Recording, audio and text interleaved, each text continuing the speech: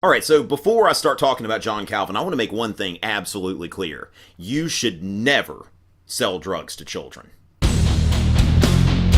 Hey there, students. I'm going to talk to you a little bit about John Calvin and Calvinism. For those of you who are studying the Reformation and just trying to wrap your brain around Calvin and his doctrines, in case you get some questions about that and that sort of thing. So I'm going to give you a brief introduction to Calvinism. Well, let's start off with the founder, John Calvin.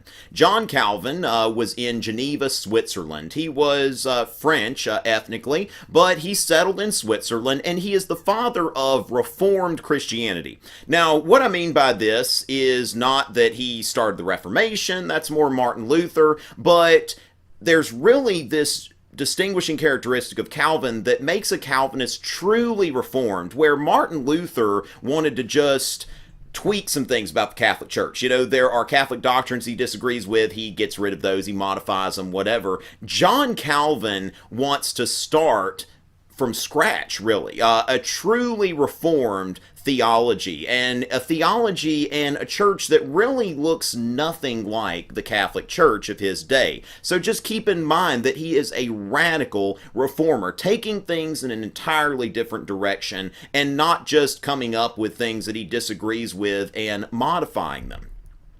And John Calvin wrote what is perhaps the first work of systematic theology in the Reformation, his Institutes of the Christian Religion. It's very important that you know this book because this is where he writes about all of his doctrines and comes up with this system. Not just these are some things about my theology, but here is an entire theological system, kind of like building a house or something like that. He's going to start from the bottom, I guess kind of the Drake of the Reformation or something like that. And it's really founded upon logic. Okay, now Calvin, there are some things about Calvin's theology that are not very palatable, but you can't really argue with his logic. John Calvin had been a lawyer, so what he really does is he takes scripture and he takes cold hard logic and really puts them together. So you can reject Calvin's framework outright, but it's really hard to find holes in it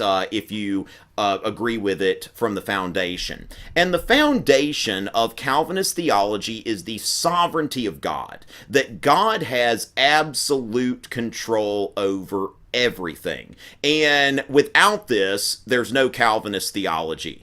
And everything that you'll see from Calvinism comes from this, that God, who is omnipotent, omniscient, omnipresent, that he is truly sovereign and he has control. And a big part of this doctrine is the doctrine of predestination, because the thing is, if God is sovereign, then how does it make sense if he wants people to go to heaven and they don't?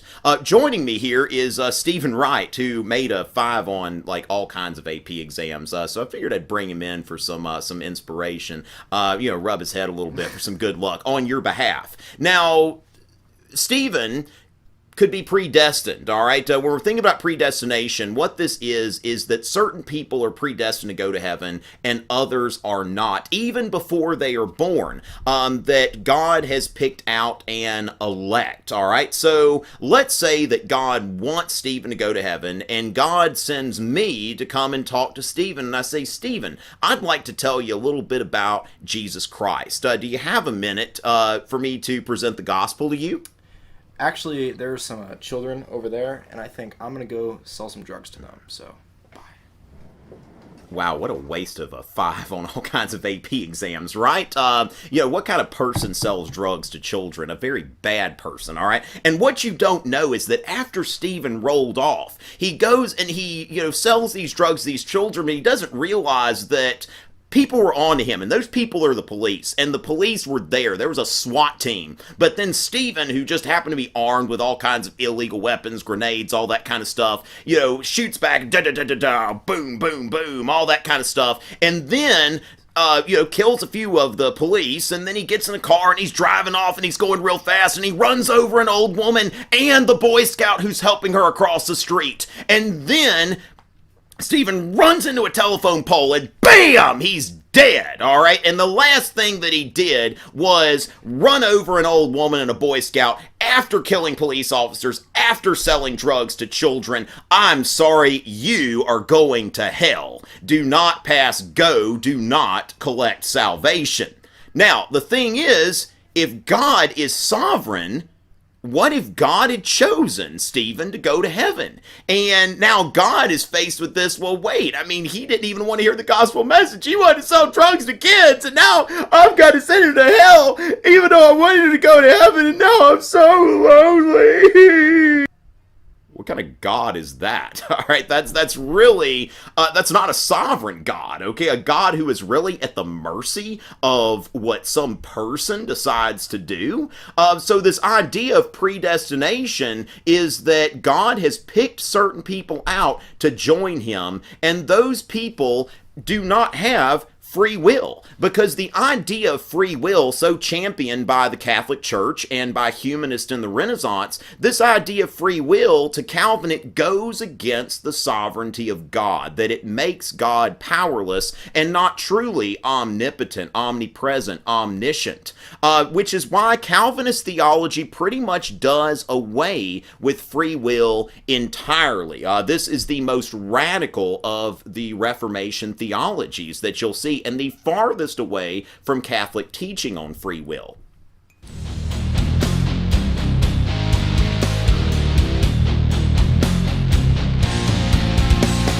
Now on to Calvinist theology. Calvinist theology can be easily explained to English speakers with the acronym TULIP. So just think of a flower, and I'm going to go over the 5 points of Calvinism.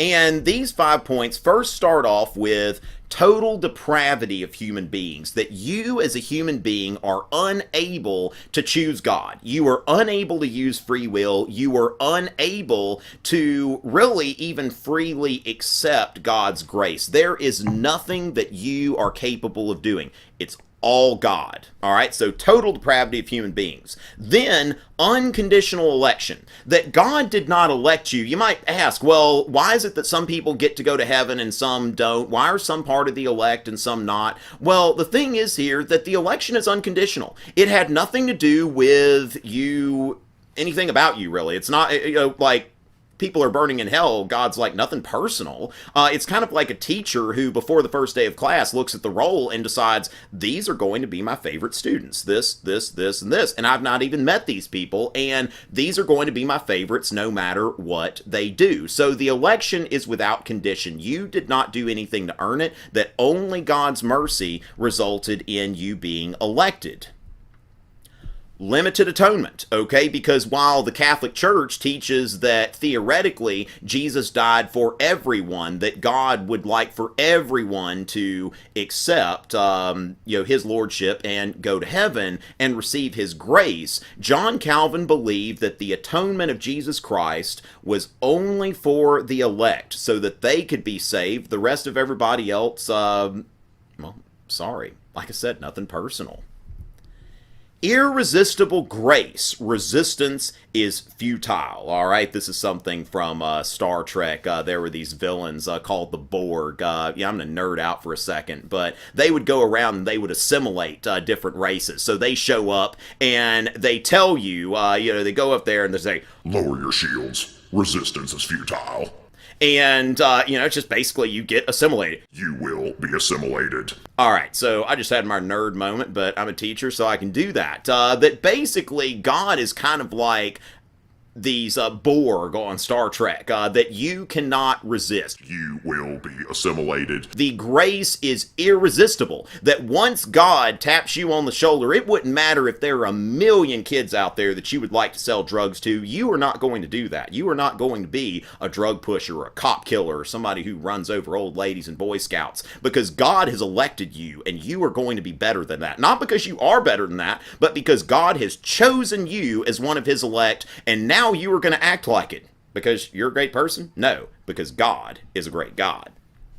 And so you can't resist it. And the other thing is the perseverance of the saints, which, because God elected you without condition, there was nothing that you did, because the atonement was for the elect, and because the grace is irresistible, there's nothing you can do to lose it. That God elected you, and God's not going to decide that, hey, I'm not so into you anymore, all right? God's not like some boyfriend or girlfriend or something like that. It's like, hey, I used to feel this, but I don't anymore. It's not God, okay? God keeps his promises, makes his decisions, and, you didn't do anything for it. You can't do anything to lose it.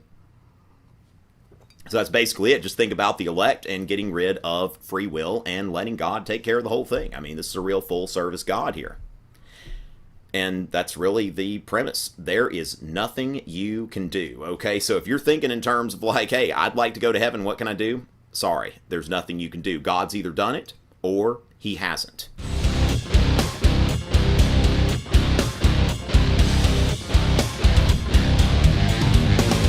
Let's talk about Calvinists a little bit as far as what a Calvinist would have looked like and what their churches would have looked like. One of the things about Calvinism and what makes Calvinists truly radical is their iconoclasm.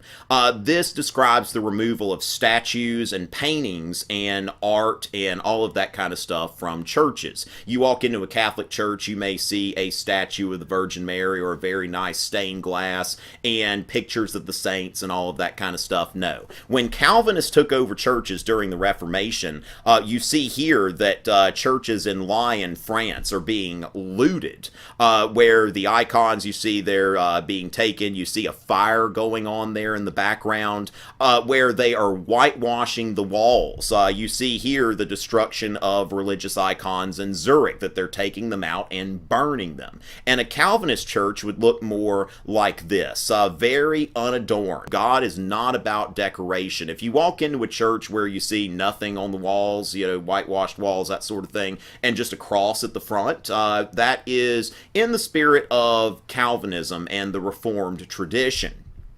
And as far as the way Puritans dressed, they rejected ornamental clothing. If you look here at Rembrandt's anatomy lesson, he's portraying these Dutchmen who are Calvinist, and they're wearing very simple colors. They're not wearing a lot of bright colors, reds, greens, all that kind of stuff. You see them in very simple whites, browns, blacks, and that sort of thing. That they did not believe in ornamentation because fashion is a sign of vanity, and the Christian should not be vain. Which kind of the irony of Calvinism is that even though Calvinism's not based on works, they were some of the strictest people during the time of the Reformation when it came to how they were supposed to act, how they were supposed to dress, and all of that kind of stuff. And Calvinism spread outside of Switzerland, and it's very important for you to know where the Calvinists are and what they're called. When you go to Scotland, the Calvinists are known as Presbyterians, and the Presbyterian Church was founded by John Knox, who was a disciple of John Calvin in Scotland. In England, Calvinists were known as either Puritans or Separatists, depending on whether they wanted to purify the Church of England or separate from it. And then in France, they were known as Huguenots. Might want to check out my video on the French Wars of Religion if you haven't already, which goes into the struggles between the Huguenots and the Catholics in France. So that about wraps us up for Calvinism. Just remember that it is a theology without free will, that God has elected some people, and if you're elected, you're in. If not, well, sorry, nothing personal, and there was nothing you did to earn it, and there is nothing you could do to get rid of it. Plain clothes, plain churches. If you learned something, you like what you heard here, want to learn more, go ahead and subscribe to my channel. I'd love that. Visit my website. Follow me on Twitter, Instagram, Facebook. Like, dislike, comment. I would love to hear from you and dialogue with you. I'll be back soon. Until next time.